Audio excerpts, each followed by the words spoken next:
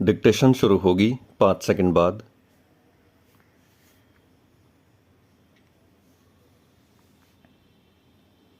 भारतीय reserve bank ने फिर अपनी मौद्रिक नीति में कोई बदलाव करने से परहेज किया है।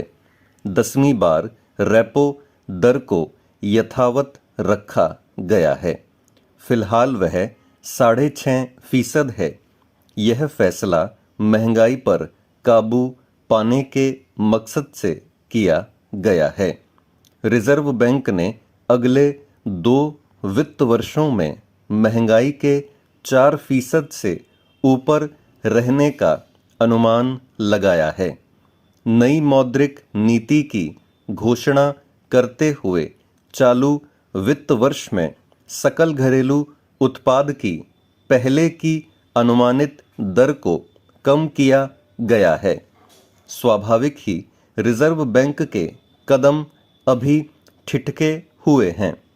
रिजर्व बैंक का मानना है कि अगर महंगाई को 4% से नीचे लाकर स्थिर करने में कामयाबी मिल जाती है तो विकास दर दहाई के आंकड़े को छू सकती है। हालांकि दुनिया में जिस तरह के हालात हैं और बहुत सारे देश मंदी की मार झेल रहे हैं, उसमें भारत की अर्थव्यवस्था ने अपने को संभाल रखा है। यहाँ मंदी के झटके उस तरह नहीं लगे जैसे कई विकसित कहे जाने वाले देशों में भी देखने को मिले। इस वक्त भारत दुनिया की तेजी से बढ़ती अर्थव्यवस्था है।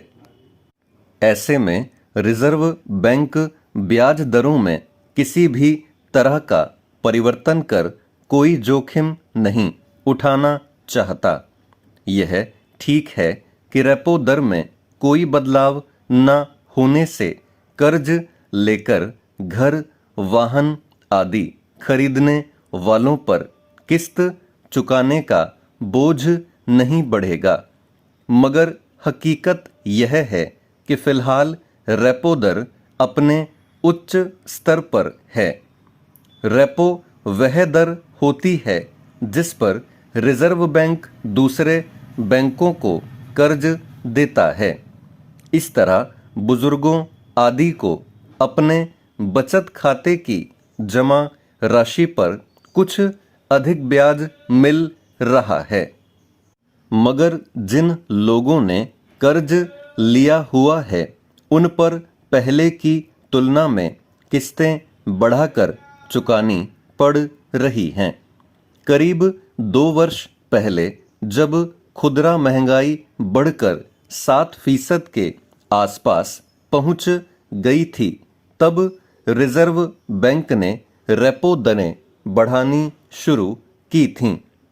थोड़े थोड़े समय बाद 6 बार रेपो दर में बढ़ोतरी की गई और वह 2.5% तक बढ़ गई।